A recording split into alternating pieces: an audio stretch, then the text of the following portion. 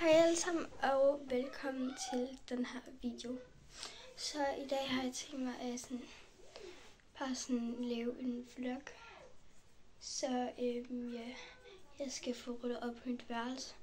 Og så skal jeg gøre klar til morgen, hvor jeg skal holde fødselsdag, hvor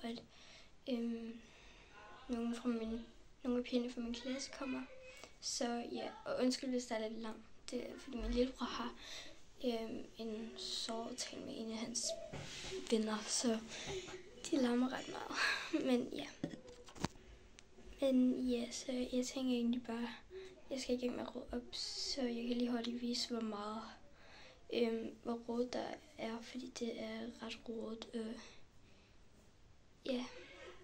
Og jeg skal få ryddet op til morgen, hvor pigerne fra min klasse kommer, i hvert fald nogle af dem. Så jeg viser lige hurtigt, hvor rodet der er. Så først har vi her min dør, og så er der dør, og så har jeg tøj liggende der, og min seng der, og så er der også på det der bord, hvor der er ret sådan,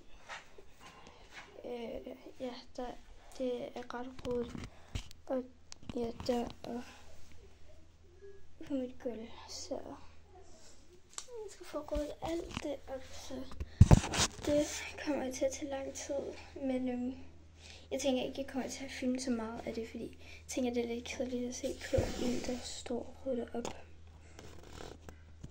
Senere i videoen kommer jeg også til at lave nogle clips, eller jeg kommer til at lave sådan hvor jeg viser nogle fodbold, eller jeg kommer også til senere at gå ud og spille noget fodbold, tror jeg. Men jeg vil begynde at rydde op nu.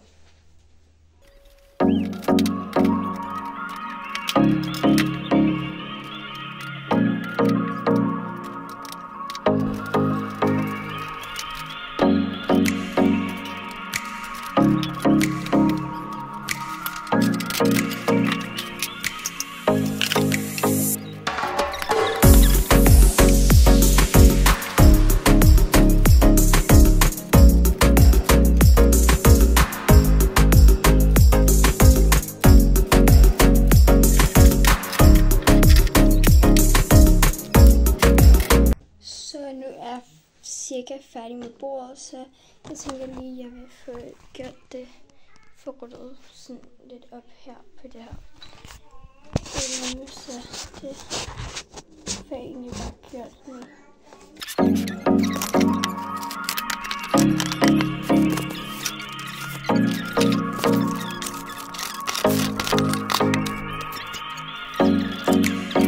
Jeg vender tilbage, når jeg er færdig med at rydde op, fordi jeg begynder at føle, at det er sådan lidt kedeligt at se, så ja, jeg vender tilbage, når jeg har ryddet det hele op. Så jeg er blevet færdig nogenlunde med at rydde op. Jeg har her, og så har jeg et skab der, og så mit bord der, det mangler så lidt, og så har jeg min seng, og så deroppe.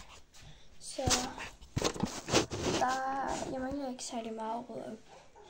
Så det er kun sådan lidt, så jeg tænker, jeg vil lægge noget makeup, og så efter vil jeg gå ud og spille noget fodbold. Så I kan lige hurtigt se, hvordan jeg lægger min makeup. Så først, tager jeg i mit spejl her. Så først bruger jeg den her concealer for Fit Me. Den tager egentlig bare 2 prikker under her, og så er det andet under det andet øje, og så en 2 der, og så en på panden. Fordi det der, sådan jeg plejer at lægge, fordi det synes jeg ser flot ud. Ja, så det blender jeg lige ud med min beauty blender. Så jeg blender det lige ud. Ja, kan I høre min lillebror? Det kan I nok godt. Han larmer så meget. Altså, det er faktisk begge mine lillebrødre. Fordi jeg har både en på 3 år, og en, eller han er næsten 3, han er 2 faktisk. Og så har jeg en, der er 9 år.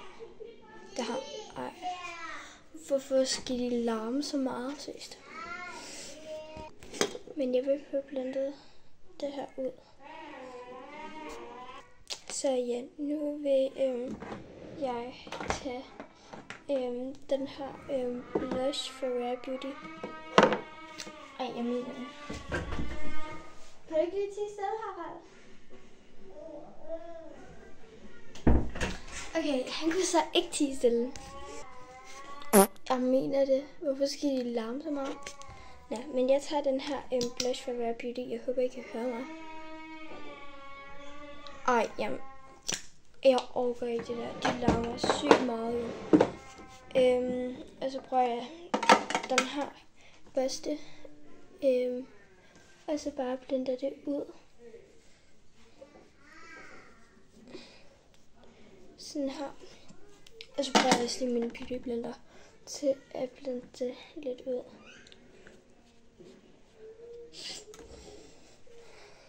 Der. Så ja. Næste ting jeg tager er den her. Det er også en blush fra Dior. I farven 001, og det har sådan et print, sådan, hvor det står Dior. Det er virkelig flot. Så det tager jeg også bare lidt af. Sådan her.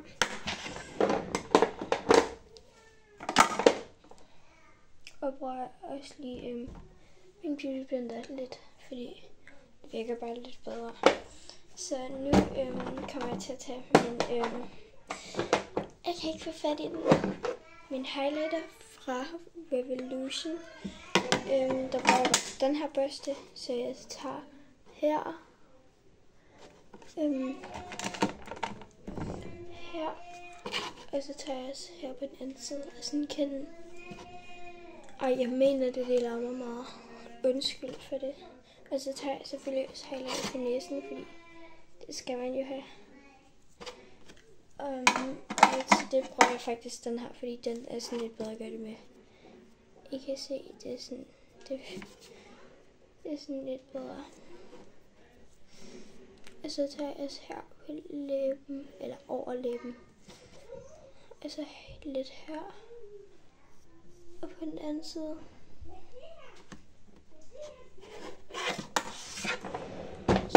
Sådan der. Ja. Så nu vil jeg bare bukke mine øjenvipper. Ja. Jeg har altid syntes, da jeg var mindre, at det så virkelig sådan creepy ud at bukke sine øjenvipper. Og det ligner, at det må gøre virkelig ondt, men det gør faktisk overhovedet ikke ondt. Ja. Så det gør jeg også lige med det andet øje. Eller, jeg mener det andet øjenvippe. Eller, ja, I ved, hvad jeg mener. Sådan, og til sidst, så tager jeg bare en lipgloss. Og det har min yndlingslipgloss, og den koster kun 11 kroner i Føtex. Den er virkelig god, men den er også meget billig. Så det er jo godt. Men jeg har næsten heller ikke mere i, så jeg har næsten min anden, men den her er altså bare bedre. Så det her er mit endelige look af mit makeup, så nu tænker jeg, at jeg vil gå ud og spille noget fodbold. Så ja. Så undskyld, hvis I ikke rigtig kan høre mig, fordi det blæser. Men jeg vil stille de der 2 mål ude på den der græsplæne, vi har lige her. Og så vil jeg spille noget fodbold.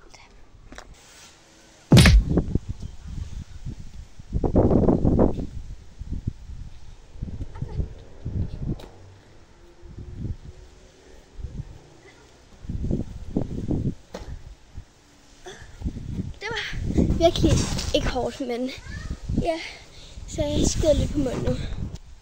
Okay, så. Ja, det var et virkelig godt mål, ikke? Okay, nu prøver jeg det igen.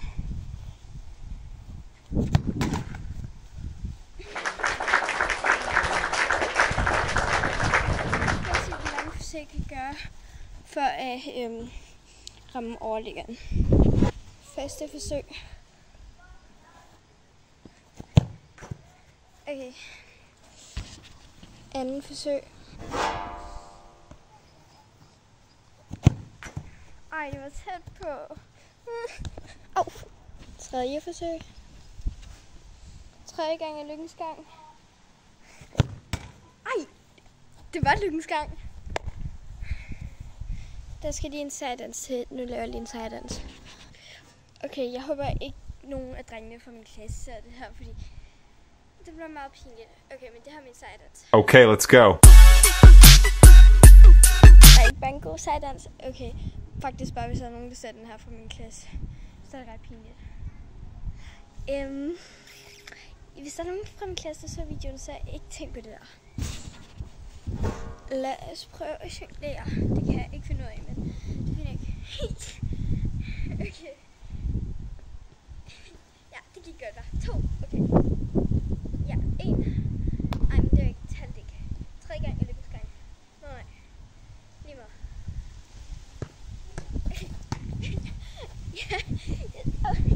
Jeg sagde jo, jeg er ikke en fodboldpige, der jonglerer. Jeg er en, der skyder og dribler. Jeg kan ikke finde ud af at jonglere. Det højeste, jeg har gjort, er 7 gange. Jeg ved ikke, om det er meget eller lidt. Jeg føler, det er lidt. Men der er sikkert nogen, der... Jeg ved ikke. Der er nogen, der sikkert kan gøre det 20 gange eller sådan noget. Eller 100. Ej, jeg ved det ikke. Nu laver jeg... Ej, man kan seriøst høre min lillebror helt herudefra. Ej, himlen er flot. Nå, men nu skal jeg prøve at ramme op i krydset, så er I klar til det? Det gør jeg nu. Det var ikke op i krydset, men det er fint ikke. Det var første forsøg. Andet forsøg. Nu gør jeg det. Det var heller ikke. Tredje forsøg. Tredje gang er lykkens gang igen. Så nu har det bare været lykkens gang. Nå. Fuck. Jeg vidste ikke, at jeg kunne vælge mål.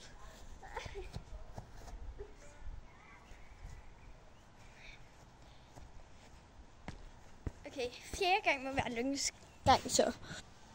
Okay, så nu rammer jeg op i krydset. Var det ikke sådan lidt krydset? Det siger vi, det var. 4. gang og 3. gang er lykkens gang. Nu prøver jeg noget, som ikke går så godt. Og I får se, hvad det er. Jeg var god der. Bare rolig, jeg er ikke væk. Jeg skal bare lige hente bolden, fordi den røg lidt væk, men det finder ikke. Nu skal jeg prøve noget meget. Jeg er meget god til.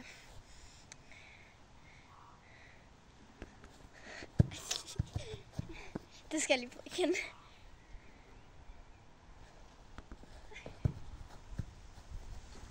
Okay. Nu har jeg en virkelig god idé. Jeg skal prøve at lave saksespark. Nej, det går ikke godt det her. Okay. 3, 2, 1.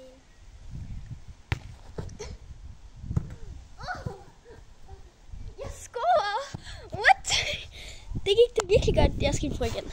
Jeg synes, det går virkelig godt for mig i dag. Nu prøver jeg lige igen. 電話に出ることができ Det var virkelig godt. Jeg ramte først blomster.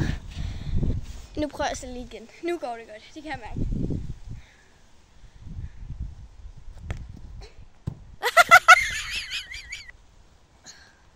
Hvorfor er det så svært? Jeg synes første gang gik bedst. Jeg mener det. Nu går det virkelig godt.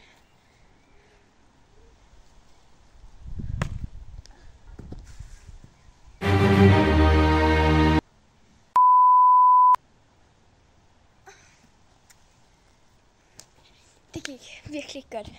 Nu skal jeg prøve noget andet. Okay, det her er faktisk... Nu skal jeg prøve at øve mig i at gåse. Okay, det gør jeg ikke. Nu prøver jeg at lave noget I får at se. Okay, det her kommer til at gå virkelig godt. Jeg prøver det igen. Det så ikke.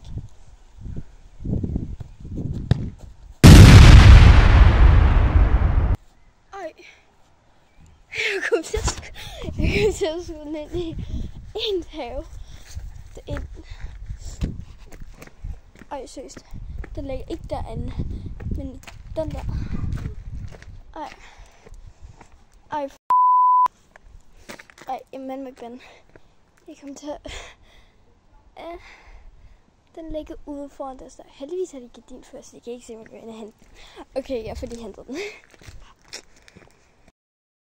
Okay, så jeg fik hentet bolden, men jeg går ind nu, fordi jeg har lyst til is.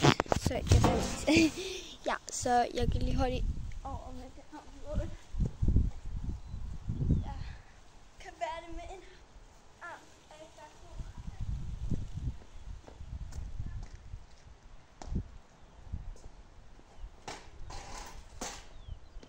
Okay, så jeg går ind nu, og så kommer jeg lige tilbage, når jeg kommer ind. Okay, så det er den her is. Jeg tænker ikke, den der sang, de hører, eller min lillebror hører. Den er meget mærkelig. Men, det er mørkt sådan. Men, Yummy! Den her is. Jeg ved ikke lige, hvad for en det er. Jeg tror bare en gang. Men jeg tænker, jeg vil slutte den her vlog af for i dag. Så jeg håber, at I synes, det har været en god video. Og husk at like og subscribe. Altså, så ses vi egentlig bare i min næste video. Vi ses.